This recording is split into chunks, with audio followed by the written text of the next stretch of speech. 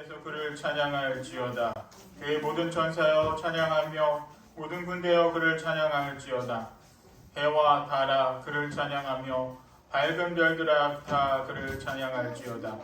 하늘의 하늘도 그를 찬양하며 하늘 위에 있는 물들도 그를 찬양할지어다. 그것들이 여호와의 이름을 찬양함은 그가 명령하심으로 지음을 받았음이로다.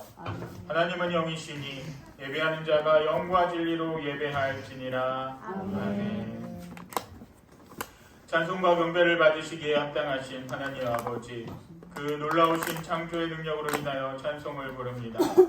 죄와 사망과 사탄의 권세에서 우리를 구원하신 주 예수 그리스도의 보혈의 능력을 영원히 찬양하며 우리 하나님 자녀됨을 보증하시고 모든 지혜와 총명을 넘치게 하시는 성령의 충만케 하심을 인하여 주께 영광 돌립니다. 성부, 성자, 성령, 성삼위일체 하나님께서만 세세무궁토록 영광 받으시옵소서. 우리에게 새날을 주시는 하나님 아버지, 2022년도 첫 주일을 맞이하게 하심에 감사드립니다. 하나님 첫 열매로 드리는 신년주일 예배를 기쁘게 받아 주시옵소서. 올해는 저희 심령에 하나님을 향한 사랑이 더욱 깊어지게 하셔서 1년 52주 변함없는 믿음으로 하나님만 섬기며 예배하게 하여 옵소서.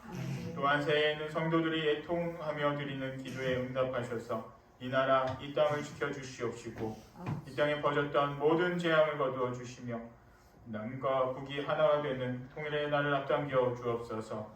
하나님의 은총과 예수님의 십자가의 복음이 온 누리에 가득하게 되기를 원하오며 예수님의 이름으로 기원하옵나이다. 아멘. 다 같이 일어나셔서 찬송가 1장으로 하나님께 영광을 올려드리겠습니다.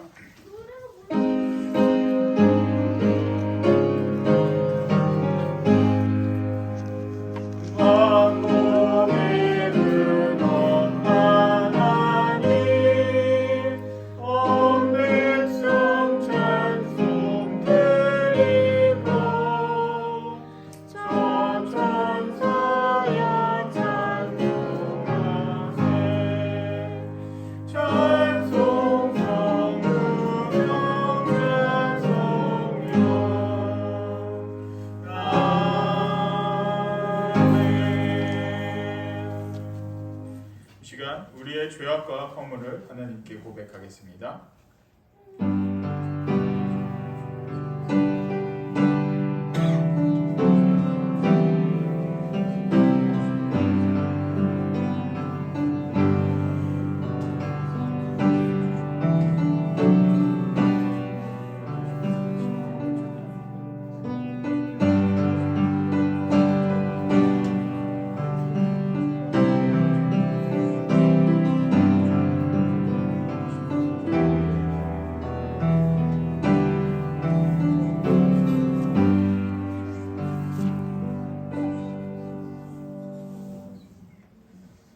허물의 사함을 받고 자신의 죄가 가려진 자는 복이 있도다. 그러므로 이제 그리스도 예수 안에 있는 자에게는 결코 정죄함이 없느니라.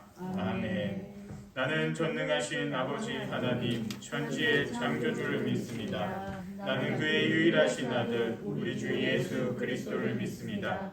그는 성령으로 잉태되어 동정녀 마리아에게서 나시고 본디오 빌라도에게 고난을 받아 십자가에 못 박혀 죽으시고 장사된 지 사흘 만에 죽은 자 가운데서 다시 살아나셨으며 하늘에 오르시어 전능하신 아버지 하나님 우편에 앉아 계시다가 거기로부터 살아있는 자와 죽은 자를 심판하러 오시니라. 나는 성령을 믿으며 거룩한 공교회와 성도의 교제와 죄를 용서받는 것과 몸의 부활과 영생을 믿습니다. 아멘. 자리에 앉으셔서 교동문 2번을 교독하시겠습니다. 교동문 2번입니다.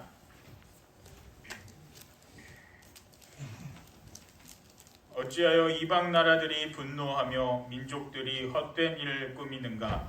세상에 불량하며 권한들이 풍성하고 여호와와 그의 기름 부음 받은 자를 대적하며 우리가 그의 미움을 끊고 그의 결박을 벗어버리고자 하는도다. 하늘에 계신 이가 웃으시며 그때 분을 바라며 진노하사 그들을 놀라게 하여 이르시기를 내가 나의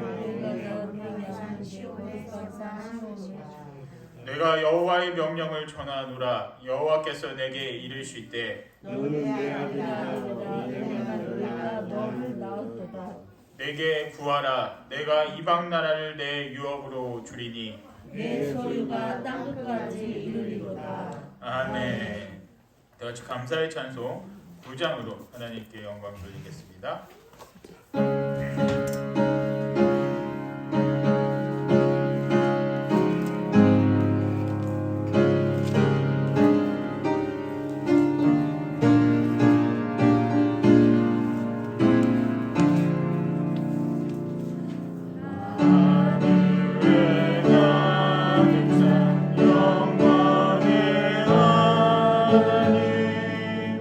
온 땅에 충만한 존귀하신 하나님 생명과 빛으로 지혜와 권능으로 언제나 우리를 지키시는 하나님 성부와 성자와 성령 삼위의 하나님 우리 예배를 받아주시옵소서. 사랑이 넘치는 자비하신 하나님 은혜가 풍성한 구원의 하나님 자비의 심령에 평안을 주시옵고 tội악과 허물을 용서하여 주소서. 찬송과 영광과 생명 구원의 하나님 우리 예배를 받아주시옵소서. 연약한 심령을 굳게 세워주시고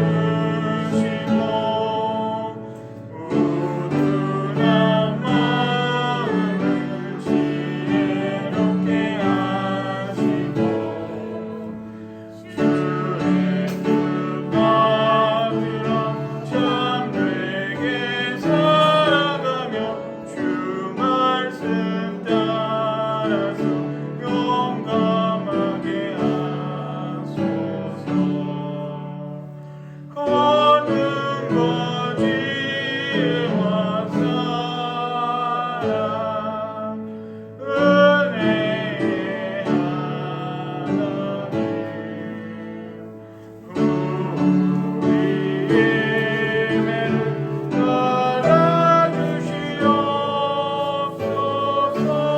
받아주시옵소서.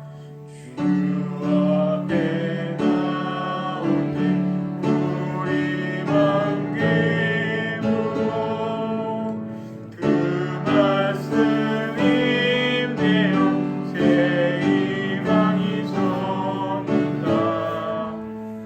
고난도 슬픔도 이기게 하시옵고 영원의 인대로 살아가게 하소서. 우리의 자랑과 기쁨 생명의 하나님 우리 예배를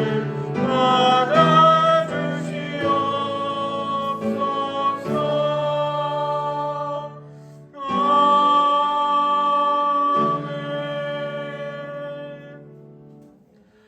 아버지 하나님, 지난 한 주간도 저희를 지켜주시고 또 주님의 날을 기억하며 또 기념하기 위해 이 자리에 모여 주님을 예배합니다. 아멘. 주님께 예배할 수 있도록 인도하여 주심에 또한 너무나 큰 감사를 주님께 올려드립니다. 아멘. 아버지 하나님, 이제 2022년 새해가 밝았습니다. 올 한 해에는 주님께서 저희들과 더욱 지켜주시고 동행하여 주시고 주님의 말씀을 의지하며 살아갈 수 있는 그런 한 해가 될 수 있도록 주님께서 역사하여 주시옵소서. 또 더 주님과 가까이하며 주님의 말씀이 어떤 것이 있는지, 주님의 뜻이 어디에 있는지 그 뜻대로 찾아갈 수 있는 복된 주님의 자녀들이 될 수 있도록 주님 역사하여 주시옵소서. 때로는 주님의 말씀을 잊고 살아갈 때가 있습니다. 그때마다 하나님 아버지를 기억나게 하여 주시고 아버지 하나님을 따라 주님을 찾아 나아갈 수 있는 저희들이 될 수 있도록 주님 도와주시옵소서. 하나님 아버지, 그리고 이 자리, 이 예배를 주님께서 홀로 영광 받아주시기를 원하옵나이다. 아버지 하나님께서 홀로 영광 받아주시고 또 주님의 은혜를 사모하러 온 주님의 자녀들에게 귀한 은혜와 복을 더하여 주시옵소서. 그래서 주님을 예배하고 주님을 의지하며 살아갈 때 어떻게 복을 받고 어떻게 주님 말씀 가운데 어떠한 은혜를 누리며 살아갈 수 있는지 깨달으며 또 다른 주님을 모르는 자들에게 알릴 수 있는 그런 은혜를 더하여 주시옵소서. 이 시간 오직 주님만을 바라보며 나아가길 원하오며 이 모든 것 우리를 위해 십자가에 못 박혀 돌아가시고 또한 부활하신 예수 그리스도의 이름으로 기도하옵나이다. 아멘. 이 시간 오늘 우리에게 주신 하나님의 말씀은 로마서 7장 24절에서 25절입니다. 로마서 7장 24에서 25절입니다. 이제 이 계시의 말씀을 받들어 봉독할 때 하나님의 음성으로 들으시길 바랍니다. 오라, 나는 공고한 사람이로다. 이 사망의 몸에서 누가 나를 건져내랴. 우리 주 예수 그리스도로 말미암아 하나님께 감사하리로다. 그런즉 내 자신이 마음으로는 하나님의 법을, 육신으로는 죄의 법을 섬기노라. 아멘. 손수영 사모 특별 찬양이 있겠습니다.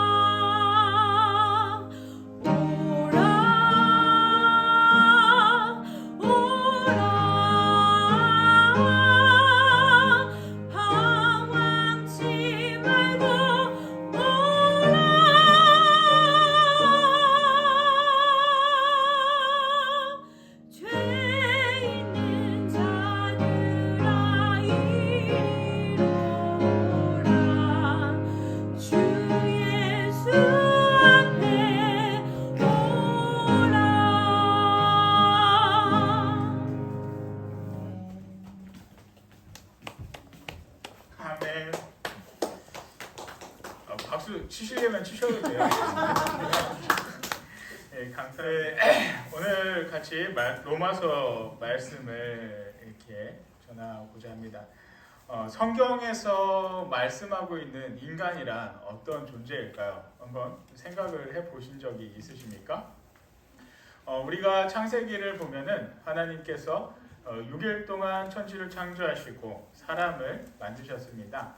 그래서 하나님께서 천지를 창조하시고 기뻐하셨다라고 성경에서는 기록을 하고 있습니다. 그리고 사람을 창조하시고는 심히 기뻐하셨다라고 말씀을 하고 있다라는 것이죠. 이 말씀만을 본다라고 하면은 성경을 볼 때 이 인간이란 존재는 하나님께서 기뻐하시는 존재이고 하나님께서 영화롭게 만드신 존재이다라고 이렇게 생각을 할 수도 있습니다. 그러나 성경을 계속해서 이렇게 보다 보면은 인간이란 어떠한 존재일까? 그 기뻐하고 영화로운 존재가 아니라는 것이죠. 인간은 어떠한 존재이냐면 하나님께서 처음에 창조하셨을 때는 너무나도 기쁘고 또 영화롭게 이렇게 보배롭게 만드셨지만 인간은 하나님과의 약속을 어기게 된다라는 것이죠. 한번 근데 약속을 어기게 되면은 어떠한 일이 생기게 됩니까? 우리도 흔히들 생각할 때 옆에 있는 사람이 또 아니면 내가 알고 있던 가까이 지내던 누군가가 나랑 약속을 했는데 그 약속을 어겼다라고 생각을 해보십시오. 그러면은 다시는 그 사람에 대해서 신뢰가 떨어지고 점점 그 사람에 대한 믿음이 사라질 수밖에 없다라는 것입니다. 태초의 모습도 그렇습니다. 하나님이 사람과 약속을 하셨지만 사람이 하나님과의 약속을 어기게 되었다라는 것이죠. 그래서 이 죄값을, 이 잘못된 것에 대한 죄값을 인간이 지게 되었다라는 것입니다. 근데 이 죄값이 어떤 것이냐? 사람은 죽을 수밖에 없는 그러한 운명에 되었다라는 것입니다. 여러분들 혹시 삶을 살아가면서 내가 비참한 존재이다라는 그런 생각을 해보신 적이 있으십니까? 난 왜 이렇게 살까? 내가 왜 이렇게 비참하고 내가 왜 이렇게 한심할까라는 그런 생각을 해보신 적이 있으십니까? 아무도 없으십니까? 저도 살다가 보면은 가끔가다 그런 생각을 해보게 될 때가 있습니다. 처음에 그동안 살면서도 많은 그런 일들이 있었지만 최근 들어서는 바로 이 교회에 오면서 참 많은 생각을 해보게 되었습니다. 왜 그런 생각을 해보게 되었냐면 막 일을 하고 뭐 청소하고 그러는데 티는 하나도 나지가 않아요. 뭐 이렇게 움직이고 뭘 한 게 전혀 이렇게 나타나지가 않죠. 그런데 밤에 막 10시, 11시까지 치우기는 하지만 정리하기는 하지만 완전히 지금 뭐 이렇게 달라진 것이 거의 없다라는 것이죠. 그래서 이 추운 날 벌벌 떨면서 이런 일들을 하면서 갑자기 그런 생각이 들 때가 있습니다. 내가 여기서 뭘 하고 있는 걸까? 이런 생각이 들더라고요. 불과 열흘 전까지만 하더라도 한 2주 전까지만 하더라도 좀 그래도 대전에서 그래도 좀 규모 있는 교회에서 부교역자 생활하면서 무슨 일들이 있으면은 다른 집사님들한테 이야기를 하고 뭐 얘기만 하면은 제가 안 움직여도 이렇게 다 움직였던 그런 상황이었는데 여기서는 제가 얘기할 사람이 없습니다. 제가 얘기할 사람이 없기 때문에 제가 직접 가서 움직여야 되고 제가 직접 가서 이렇게 저렇게 일을 다 하다 보니까 내가 좀 생각보다 좀 힘들구나라는 그런 생각을 해보게 되었습니다.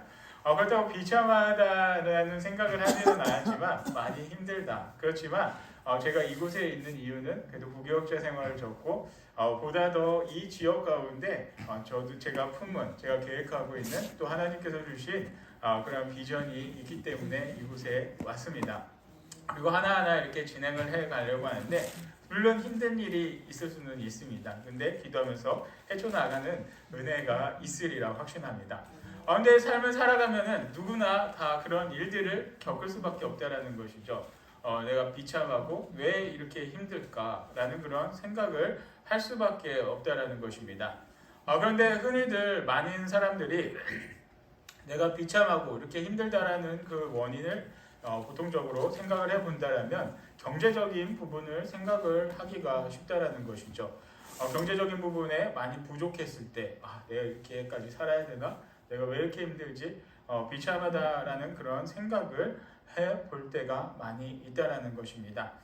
그런데 성경에서 말하는 인간이란 존재가 바로 그러한 존재입니다. 경제적으로 없어서 부족하고 없어서 비참했다는 것이 아니라 그보다 더 근본적으로 그런 것을 다 떠나서 인간 자체가 너희들은 비참한 존재라는 것을 성경에서는 계속해서 기록을 하고 있다는 것이죠.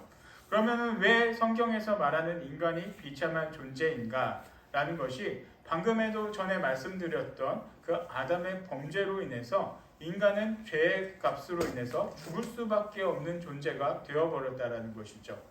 그래서 이 땅에 살아가는 그 어떤 인간이라도 반드시 죽을 수밖에 없는 운명에 처할 수밖에 없다는 것입니다.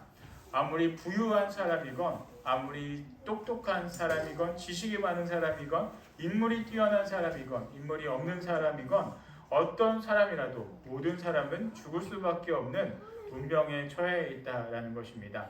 그래서 성경은 죽을 수밖에 없는 인간이기 때문에 인간을 비참한 존재다라고 말씀을 하고 있다라는 것이죠. 이 비참한 존재라고 이렇게 말씀하고 있다는 것입니다. 그러면 이 비참의 문제를 우리가 어떻게 깨달을 수 있을까? 그리고 이 비참의 문제를 깨달았을 때 우리가 어떻게 해야만 할 수 있을까라는 것입니다.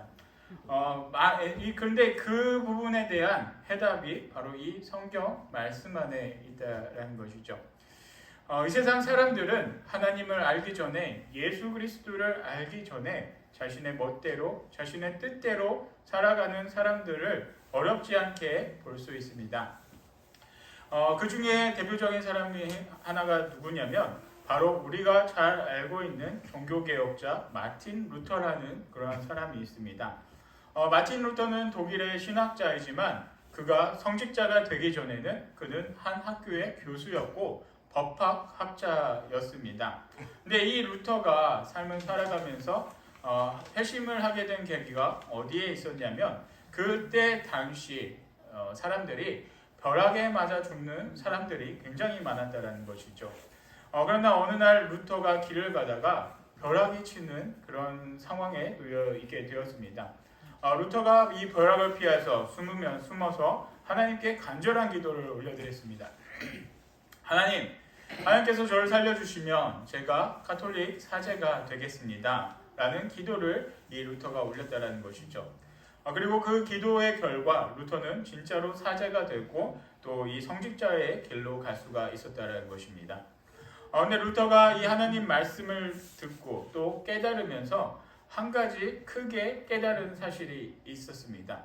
그 사실이 무엇이냐면 자신이 어떠한 존재라는 것을 깨닫게 되었다는 것이죠. 그 루터가 깨달은 자신의 존재는 바로 자신은 비참한 존재라는 것입니다. 자신은 이렇게 비참한 운명에 처해진 이 존재다. 나는 이 비참한 운명을 어떻게 내가 해결할 수 있을까라는 것이죠. 그리고 이 비참의 원인이 어디에 있었냐면 아까도 말씀드렸지만 인간의 원죄로 인해서 죽을 수밖에 없는 자신의 운명을 이 루터는 정말로 고뇌를 하면서 해결을 받고 싶어 했습니다. 근데 죄의 값을 치른다는 것이 우리가 생각해 볼 때 간단한 것 같지만 정말로 간단하지 않은 것이 우리의 죄값을 치른다라는 것입니다. 여러분들은 혹시 누군가에게 잘못했던 일이 있습니까? 그러한 죄값을 치러본 적이 있으십니까? 누구나가 살면서 그런 일들을 한 번씩은 겪어보는데 저에게도 그런 아픈 기억이 있습니다. 저에게 아픈 기억이 어떤 것이냐면 바로 저희 할아버지에 대한 그런 기억이 있습니다.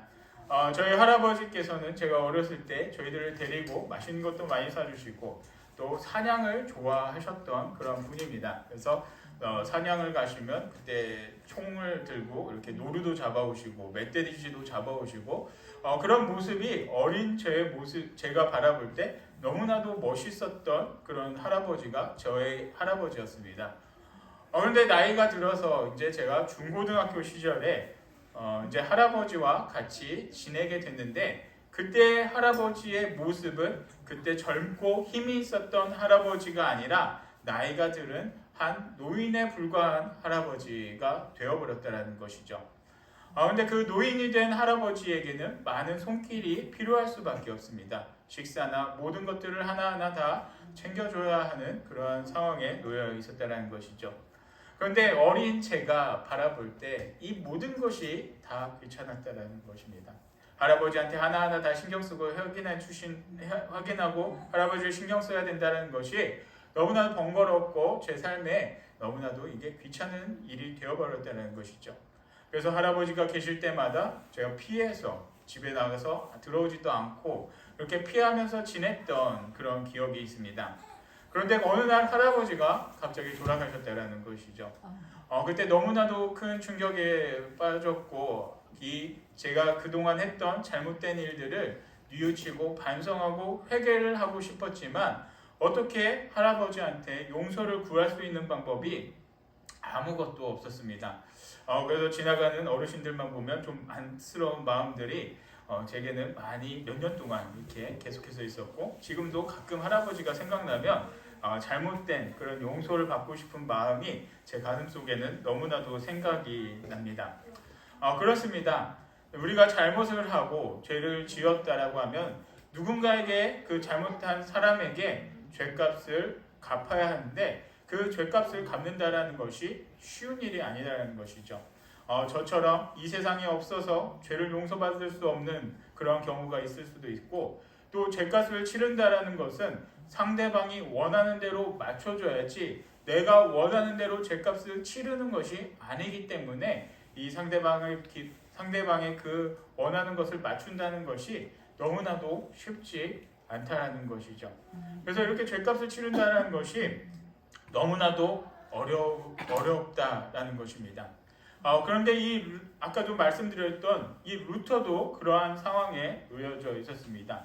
자신이 죽을 수밖에 없는 이 죄로 인해서 죽을 수밖에 없는 비참한 존재라는 것을 깨닫게 되었고 그는 자신의 죄를 회개하기 위해서 정말로 많은 노력을 합니다.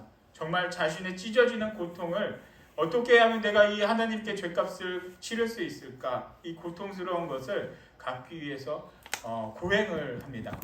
그 중에 선택했던 고행 중에 하나가 무엇이었냐면 당시 로마 성당에 있는 높은 계단이 있는데 그 계단을 오르갔다 내려갔다 하면은 자신의 죄가 용서받는다는 그러한 속설이 당시에 있었습니다.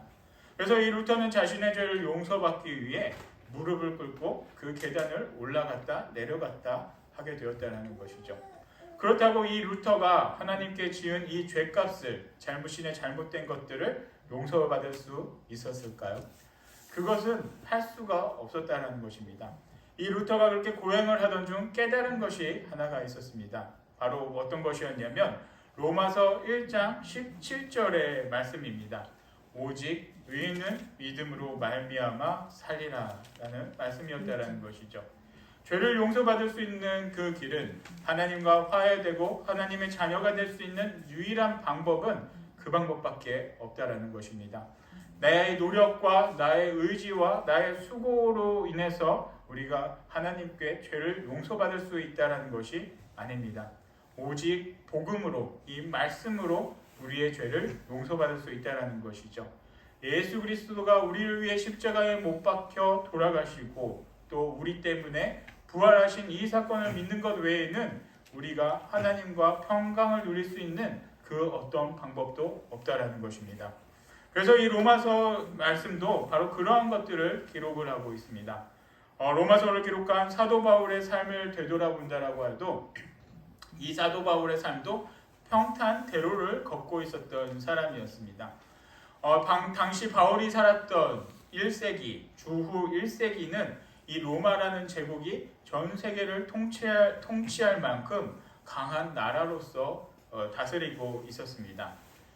이 로마라는 나라에 시민권을 갖는다라는 것은 엄청난 권력이 또한 있었다라는 것이죠.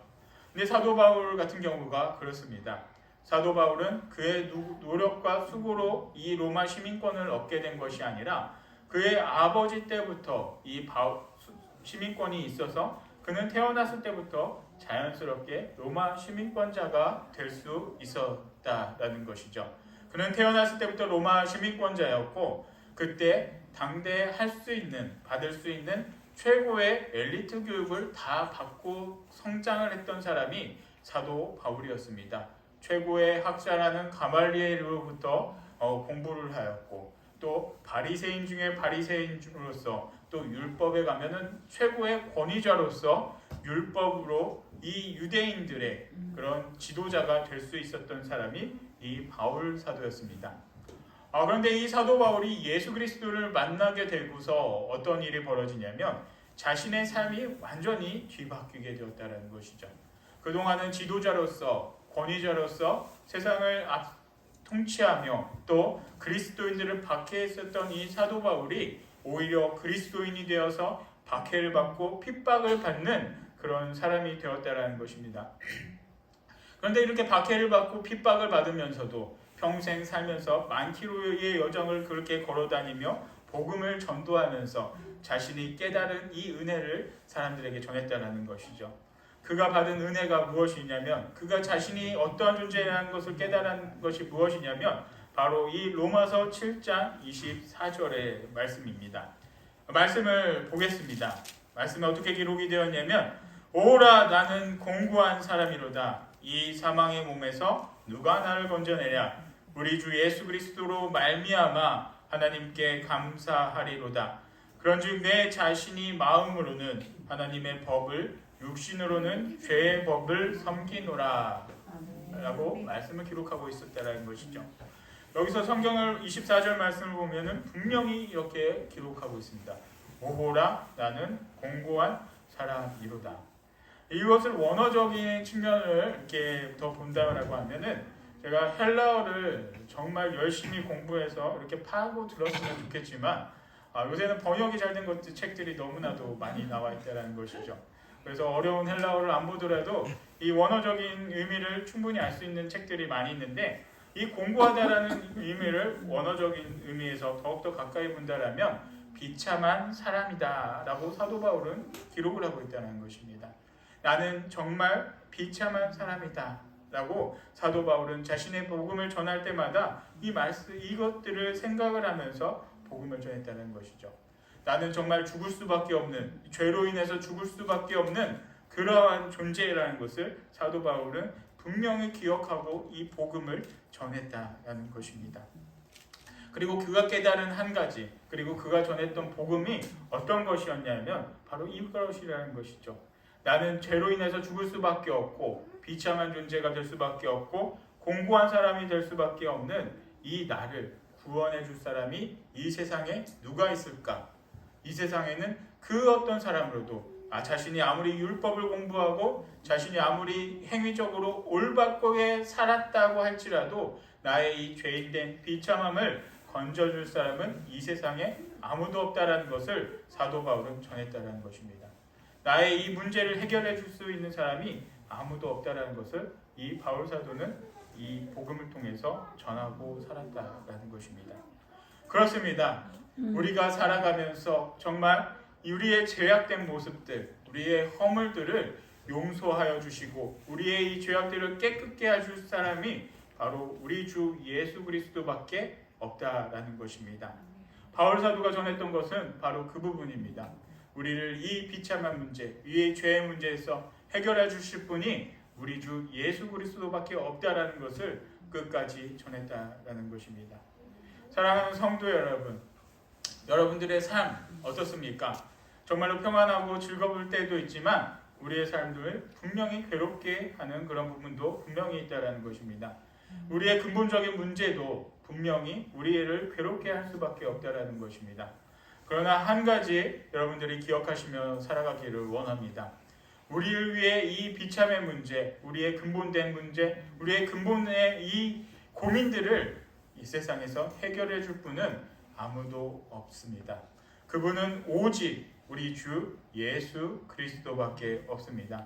오늘을 살아가며 또 이번 한 주를 살아가며 여러분들의 평생의 삶을 살아갈 때 이 사실을 분명히 기억하며 살아가시기를 바랍니다. 나와 동행해 주시는 이 예수로 인해서, 예수 그리스도로 인해서 나의 근본의 문제가 해결이 되고 나의 비참한 문제 그러니까 해결이 되고 용서가 되고 내가 영화로운 하나님 아버지의 자녀가 될 수 있는 권세를 주신 분이 바로 우리 주 예수 그리스도라는 이 사실을 분명히 기억하고 믿으시기 바랍니다. 그리고 그 사실을 믿고 예수 그리스도와 동행함으로써 이 세상에서 정말 그 누구도 줄 수 없는 그러한 평안함을, 그러한 평강을 누리면서 살아갈 수 있는 복된 모든 성도님들이 되기를 축복합니다. 아멘. 하나님 아버지, 저희들의 삶 가운데 늘 동행하여 주시고 또 아버지 하나님이 저희들과 함께하여 주심을 깨닫게 하여 주심에 또한 감사드립니다. 저희들이 삶을 살아가면서 정말 비참하고 죽을 수밖에 없는 그러한 운명인 저희들이 예수 그리스도로 인해서 영화롭게 되고 하나님 아버지의 자녀가 될 수 있는 그런 권세를 저희들에게 주심을 믿습니다. 이 말씀을 믿고 살아감으로써 저희가 주님의 자녀가 되고 하나님 아버지의 복된 자녀가 돼서 아버지 하나님께서 이 땅에 주시는 모든 권세를 누리며 주님과 평강을 누리며 살아갈 수 있는 복된 삶을 살아가는 주님의 자녀들이 될 수 있도록 역사하여 주시옵소서. 모든 것 감사드리오며 예수 그리스도의 이름으로 기도드리옵나이다. 아멘. 지금은 길이요 진리요 생명이 되신 우리 구주 예수 그리스도의 은혜와 성부 하나님의 크신 사랑과 성령 하나님의 감화 감동 교통하심이 오직 예수 그리스도만이 우리의 유일한 위로자임을 굳게 믿고 살아가는 주님의 복된 자녀들에게 함께하기를 간절히 축원하옵나이다. 아멘.